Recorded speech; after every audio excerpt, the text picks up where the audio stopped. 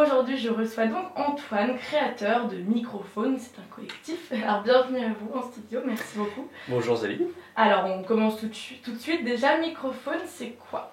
Alors Microphone, c'est un tout petit collectif de créateurs de vidéos. En fait, pour le moment, en 2018, on s'est lancé comme défi avec des amis, on était 4 à la base, d'interviewer des personnes qui montent des projets autour de l'écologie, de la solidarité, de la résilience, en Normandie, donc près de chez nous. Donc c'était aussi l'idée de créer une sorte de nouveau média, une nouvelle plateforme. Complètement. En fait, l'objectif c'était de noyer en fait les personnes, noyer c'est un peu péjoratif, mais de créer du contenu autour de l'écologie.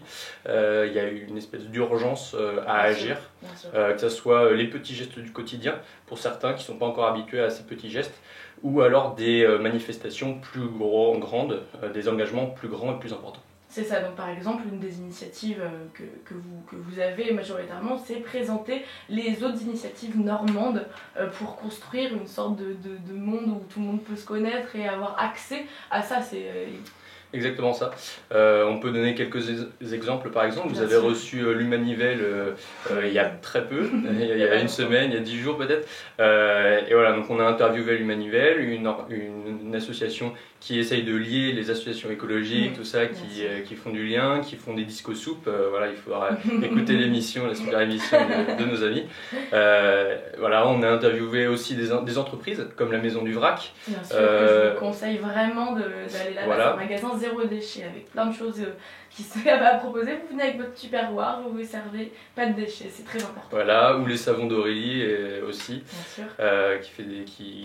Aurélie fait des savons bio, etc. Donc c'est aussi une entreprise intéressante. Vous avez aussi interviewé Surfrider, qui était également venu à la radio. Donc tout ça, en fait, finalement, toutes ces associations ou entreprises, ce sont vraiment des acteurs aussi de la participation écologique et citoyenne. Oui, et votre but, c'est de les mettre en lumière, parce qu'en fait, ces associations locales n'ont pas forcément une visibilité énorme. Et donc nous, on offre ça, c'est complètement gratuit, on leur propose, s'ils acceptent, petite interview. Alors notre angle est un petit peu spécial, c'est pas juste présenter leur action, c'est aussi présenter leur démarche, d'où ils viennent, quel a été leur parcours. Voilà. Très bien.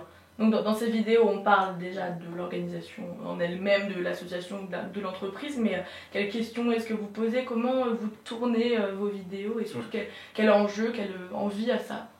Alors on essaye de faire deux formats déjà, une petite interview assez courte, on va essayer de tendre vers les 2-3 minutes à la brute ou à la loopsider comme certains connaissent, et une version longue de 20 à 30 minutes, voire 1h15 pour certains comme Bande de Sauvages qui est une association extrêmement importante et diversifiée à Caen. Et cette interview longue a des questions très orientées vers d'où viennent ces personnes, quel a été leur déclic à un moment donné, pourquoi ils sont venus dans cette association ou pourquoi ils l'ont créée. D'accord. Voilà. D'accord, très bien. Donc on peut vous retrouver sur la page YouTube, parce que vous êtes, c'est des vidéos complètement accessibles, hein, c'est même votre ambition un peu de faire des vidéos que tout le monde pourrait voir, d'où la mise en lumière de ces structures. Et on va voir justement tout ça après une petite pause musicale. De retour à l'antenne, je suis avec Antoine de Microphone, donc F-A-U-N-E, j'ai oublié de le préciser tout à l'heure. Très important, pour nous retrouver c'est plus simple. Voilà, c'est ça, j'allais y revenir. Donc, d'où le jeu de mots aussi avec tout l'aspect écologie, etc. Donc Antoine, vous réalisez des interviews sur les structures de la région, mais alors quel est votre parcours à vous? Alors nous, notre parcours, on a un parcours professionnel qui n'est pas forcément dans l'écologie, etc. Mais on est 4 amis de base qui ont fait du scoutisme, donc on est un peu sensibilisés à la question écologique, tout ça. Et puis moi, mon déclic personnel, parce que c'est vrai que c'est ce déclic-là qu'on demande souvent aux personnes qui montent des associations, et mon déclic, ça a été de lire en 2015 le livre Comment tout peut s'effondrer de Pablo Servigne et Raphaël Stevens. Là, il nous parle de collapsologie, de la science de l'effondrement, et en fait, en résumé, c'est de dire que finalement notre civilisation thermo-industrielle va s'effondrer, c'est inévitable, fin du pétrole, fin des matières premières, etc. Donc comment on fait pour transiter, comment on fait aussi pour s'adapter à un changement climatique, et ça au niveau local. C'est très important. Très important. Ça commence, en fait, on est tous des gouttes d'eau dans un océan. C'est ça. Et par exemple, on était avec les scouts, avec notre petit collectif microphone, on a été chef scout cet été, et les jeunes nous ont dit oui, on va faire un projet écologique en Suède. Alors ils veulent aller en avion en Suède, tout ça. Donc là, d'un coup, il y a quand même des contradictions qui émergent. Donc on était là pour les faire réfléchir sur, non, finalement l'écologie, peut-être ce qui est le plus moderne aujourd'hui, c'est d'agir au niveau local. Voilà, donc microphone, c'est ça notre objectif. La mise en lumière, on y revient bien sûr. C'est ça. Pour revenir d'ailleurs sur le contenu, vous le disiez tout à l'heure, vous revenez en fait dans les vidéos grand format sur le début, on va dire ça comme ça, des initiatives, des différentes structures. Qu'est-ce que vous avez constaté du coup à travers les plusieurs témoignages?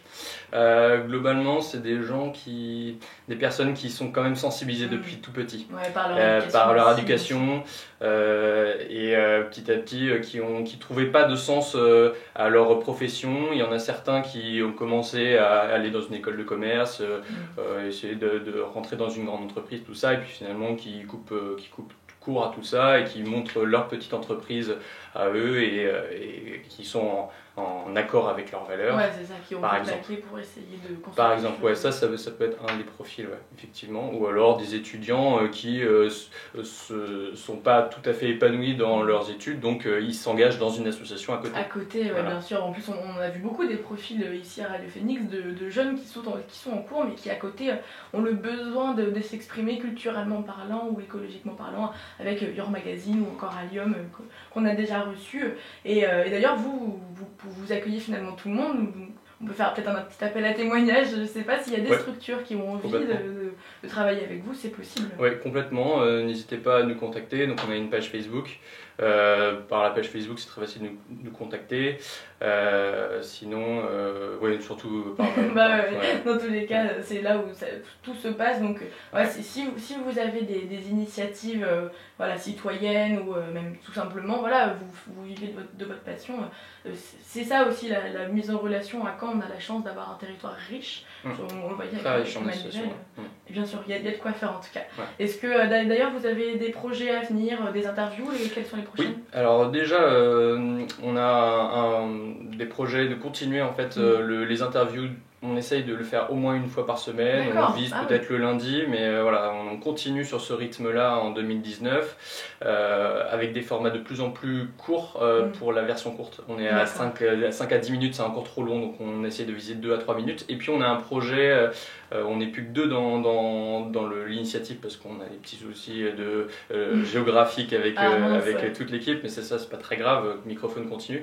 Mais on va essayer de faire un tour des maraîchers autour de Rouen. À vélo, on va essayer de faire des vidéos thématiques autour de problématiques de maraîchers. D'accord, très bien. Oui, parce que du coup, vous posez vraiment des questions aussi, et vous faites appel finalement dans les commentaires à qui veut, quoi. Ouais, c'est ça. Et puis il y a ça, et puis il y a aussi peut-être un projet d'appeler des intellectuels peut-être qui travaillent sur la théorie de l'écologie ou des relations politiques.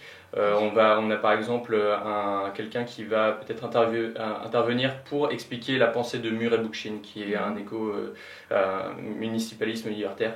Voilà, donc il va nous expliquer la pensée de Murray Bookchin, et on va essayer de le mettre en lien avec ce qui se passe aussi sur le territoire, dans des associations. D'accord, très bien. Donc on peut retrouver ça donc sur Facebook, mais surtout sur votre chaîne YouTube, donc Microphone, je le rappelle, FAUNE. Sinon on aurait du mal à trouver, je pense. Et on peut également soutenir votre travail qui est bénévole sur Tipeee. Donc tout simplement, vous allez sur le site Tipeee, vous tapez Microphone si vous avez envie d'aider, si vous êtes aussi dans ce milieu ou pas. Hein, mais voilà, pour rappel, tout ça c'est sur YouTube, et c'est du super boulot. Ça vous permet de connaître, mais aussi de mettre des visages sur les structures des régions. C'est vrai qu'à la radio, moi quand je le fais, on voit pas quoi. Donc ça permet vraiment de rencontrer les personnes qui sont acteurs de tout ça, c'est très important. En tout cas, merci beaucoup Antoine d'être venu. Merci à toi Zélie. Je mets tout ça sur le podcast, compte sur moi.